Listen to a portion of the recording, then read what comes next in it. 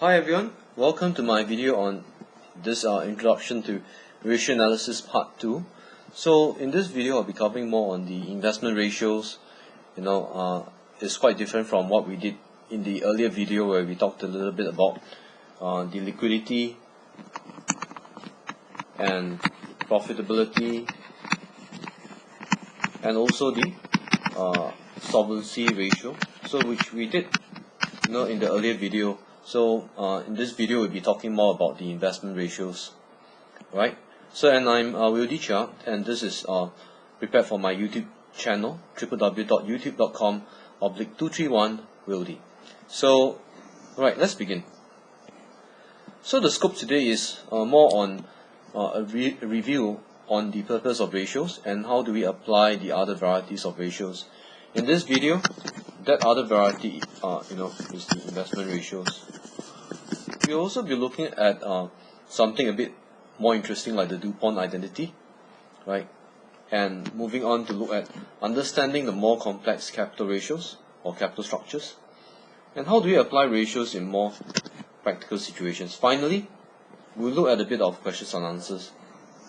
Okay, so let me refresh you once more what the ratios do actually.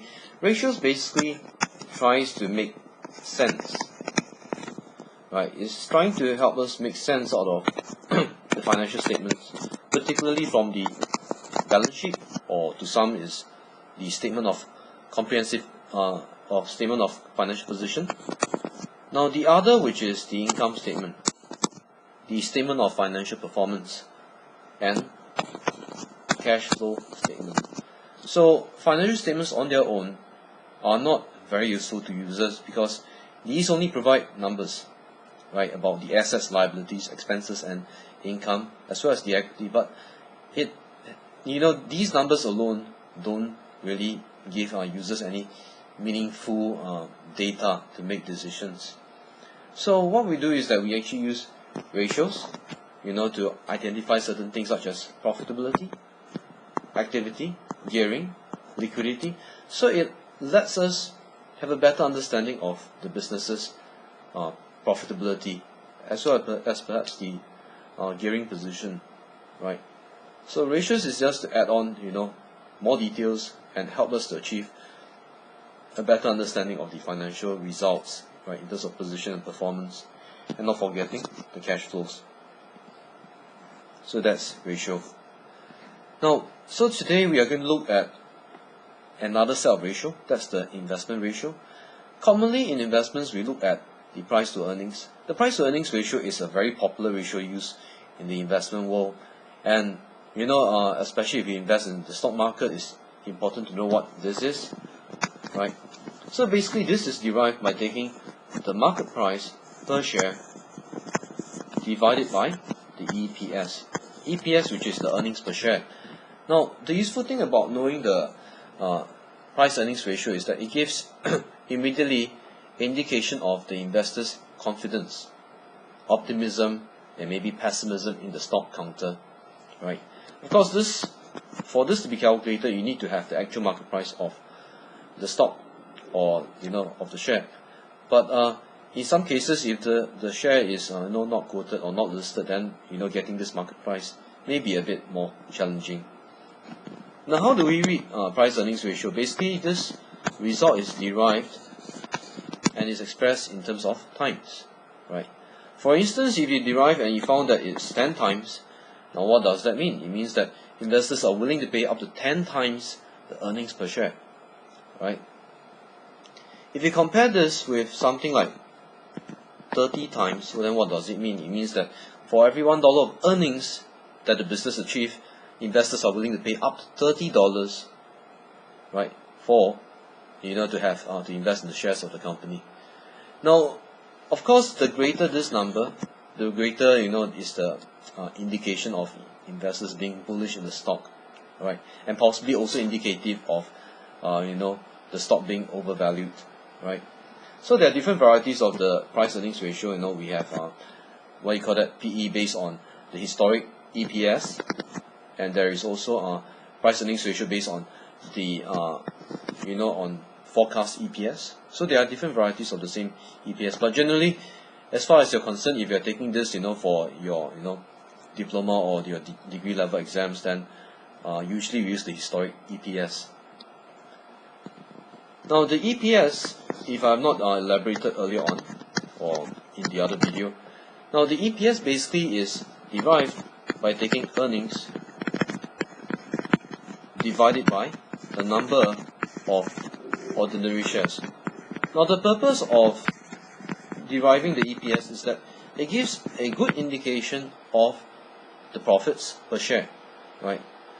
Obviously, as a stock investor, you hope that the EPS is as high as possible, right? And how we read this is that if it gives you a result of 20 cents, it means that every one share that you hold, each of these shares would have earnings of 20 cents. But this 20 cents need not necessarily be paid out as dividends. Though it might tell you maximum, how much dividends can the business pay out. Right, so that's EPS. Now then we have the next ratio, which is known as the dividend, right? Dividend per share. So dividend per share basically is just to take, or what we abbreviate as DPS. This is calculated by taking net profits minus whatever preference dividend divided by the number of ordinary shares. The useful thing about DPS is that it tells you potentially how much is your return every year as a result of holding on to the stock. Alright.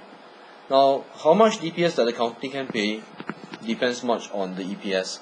Right. A high EPS that is in a way indicative of what is the potential dividend per share that the company can pay out. Now we also have this other very interesting ratio. We refer to that as the price to book ratio. The price to book ratio basically, as you can guess, price divided by, depending on how we define this term book, right? We can define it as net tangible asset per share. So this ratio basically takes price divided by net tangible asset per share. Now this net tangible asset may be defined as assets minus liabilities of a business.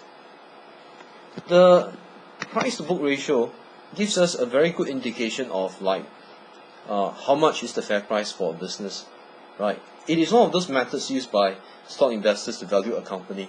Take for instance, if you found that this gave you 0.6, right? It literally means that every $1 of net tangible assets there is, the price, comparing that with the price, investors will only be willing to pay 60 cents, right? Let me rephrase myself. So this literally means that the market price is 60 cents for every $1 of net tangible assets. Sounds a bit low, because if the net tangible assets is $1, then how can the market price of the share be 60 cents? Right? In such a case, we say that the share is probably undervalued. Alright? Now if you have the reverse, which is something like, let's say 1.10, let's say if you found that the answer is 1.1, now this means the other a very different situation. It means that if the net tangible assets of the business is $1, then the market price would be $1.10. Now if you think about it, if let's say the business is worth $1, why would anyone pay $1.10 for it? Well, the reason is simple. A possibility is that the share is overvalued. Alright? Now, if the business is overvalued, and then if the market price is $1.10, or rather the price to book ratio is 1.1, then the share is at risk, at a real risk that it might be overvalued. An overvalued stock is one that you want to avoid, because it potentially means that you might be paying too much for what the stock is really worth. Right? So that's the price to book ratio. Now this ratios, especially the price to book ratio, this has a significant weakness. That is, how do we determine what is the NTA of per share? Because a company's NTA is heavily influenced by the accounting policies. A business that has a very short period of depreciation for its assets would find that its NTA is very little, compared with one company that has many years of depreciation for all its assets. right? Now, NTA is also influenced by how the company, values its assets, right? So these actually have a very big and profound impact on price-to-book ratio calculations, right? And as an analyst, as a stock investor, it isn't wise to just refer to the price-to-book ratio as an absolute measure of whether the stock is over or undervalued, right? But if you want to know more about it, that would be on another video and topic. Right, so that's the investment ratio. Now, and the thing about businesses is that businesses could fund themselves through different sources of funds, right? Some businesses may fund themselves through equity, others may use equity and debt, right? Whichever that is, each source of funding incurs slightly different costs, right? Like, and generally we assume that, and even we could even say that for most of the time, debt is generally cheaper than equity. Why is that so? Because fact is, the interest on debt is tax deductible, right? Debt is generally considered low risk. Now, why would debt be considered low risk? There are many reasons. One is that in the event of a liquidation, debt holders will be paid off first with whatever proceeds from the liquidation of a business. So debt holders generally face low risk. Apologies, so that is low risk. Right, as compared to equity holders, right? Because debt holders face low risk. Generally, the interest on the debt is quite predictable, low to some extent, compared with equity. Right, debt as a source of finance, in most cases, is considered cheap versus equity. Now, why is it that equity will be considered more expensive than debt? Fact is, equity holders bear the bulk of the business risk. Right. In the event if the business closes down, then equity holders will be the ones to bear the risk, right? And they may suffer the risk that they lose whatever that they have invested in the business. Thus, equity holders would tend to demand for greater returns than debt holders. As such, this increases the cost of equity financing, right?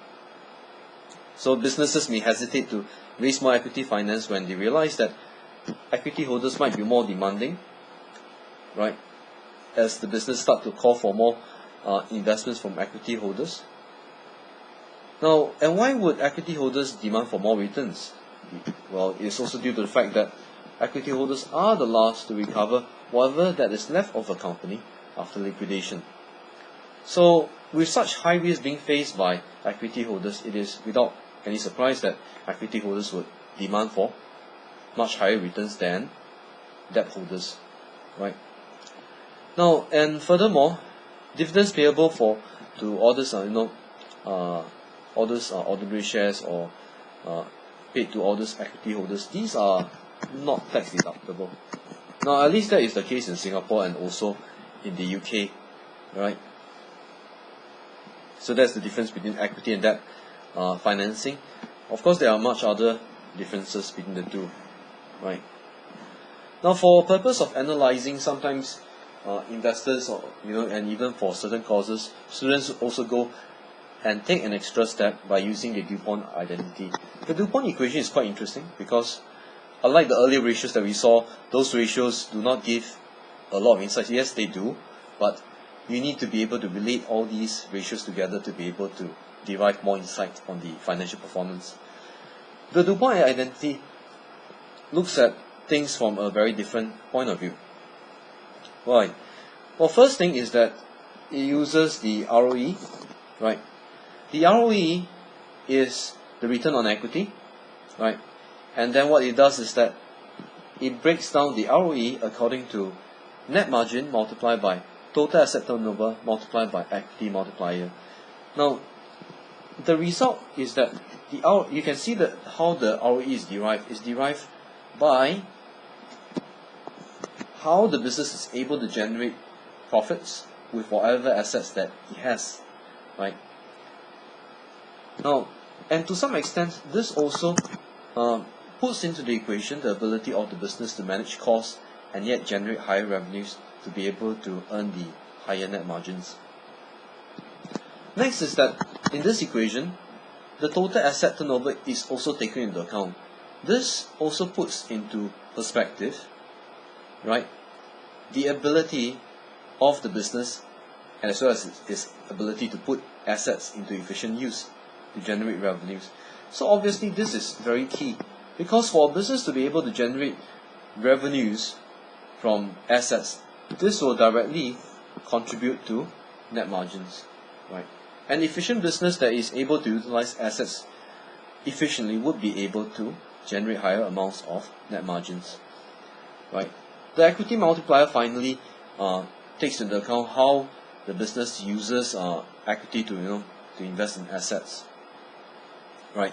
And with these three together, right, these three explain how the ROE is derived. Is it derived because of better asset utilization, or is it derived because of more efficient use of equity, right? So this identity is, it gives very good insight, right, on performance as well as the very important ROE, because as investors and even as analysts, you're very interested to know how can the business generate ROE for the business.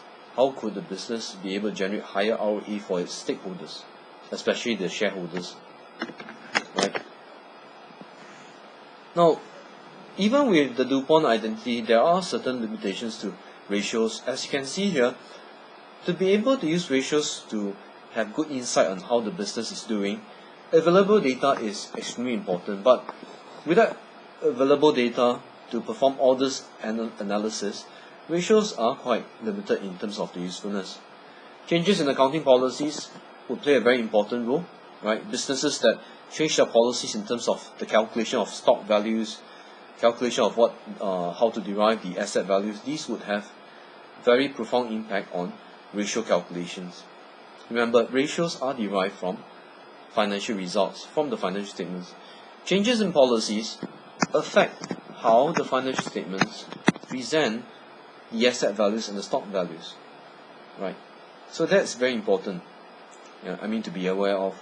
Creative accounting, of course, has a very big impact on the financial statements of a company, right? And this can be, it can have a very material impact, right, depending on how this creative accounting is performed. But that is, outside of this topic today. Okay, so what are the things to watch out for when, analyzing ratios? Always bear in mind this thing, that ratios are mere figures on the books, right? They are derived from figures in the books. And figures in the books have no meaning until we relate the figures to the business, right? Only then would the numbers make sense, right? Numbers on their own do not mean anything, right? Now, as analysts and stock investors, one-off numbers, one-off items are not necessarily good news, but they may not be bad news either, right? When you observe that profit margins have a spike over, a period of time, right? Unusual, one-off spikes, be very concerned, right? Whether these represent truly one-off items, right? Whether these are one-off gains or whether these are one-off, impairments, right? That result in a fall in profits. So watch out for one-off items as well. And ratios alone, again, do not have much meaning. You have to actually study them in light of the historic performance from past years. And at the same time, taking into account the surrounding economic environment. A business that is doing badly is not necessarily doing badly because of poor management. It could also be due to the surrounding environment. Surrounding environment has a very profound impact on business performance, right? In times of recession and crisis, even good businesses may also turn out to be loss-making businesses, right? So, when you are going to pass a sentence or a judgment on a business, consider the surrounding environment, right? Because certain events such as interest rate spikes do not just affect one business, it affects everyone. So winners and losers will all get affected by the same things, right? Such as, as I mentioned just now, interest rate spikes. And the final point is that profits can be made, but not cash flows. Study financial statements, right, with the cash flows by your side. Do not just look at profits, because profits can be made.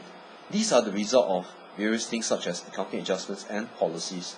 But cash flows surely cannot be, or surely are much more difficult to manipulate. Right? So that's all for this topic on ratios, and it's a very quick and very short introduction. I hope that this has been informative. Right? And meantime, right, I'm Chia Wildy, and if you have any questions, feel free to email me. Right? I might reply slow, but then I will try to reply your emails as best as I can. Right? And if you have any requests like that I reply within a certain time, do indicate on the email that you wish that I reply sooner, so that I can respond as best as I can. Right? Thank you for visiting my channel. Right? My channel is www.youtube.com/231 Wildy. So, right, I hope that this has been informative. And remember, as students in the accounting and finance field, when you study ratios, you have to read beyond the numbers. Try to understand the ratios according to what you understand about the business. Right? Thank you for watching, and I hope that you have a good day. Right? And look forward to hear from you all if you have any queries. Have a good day.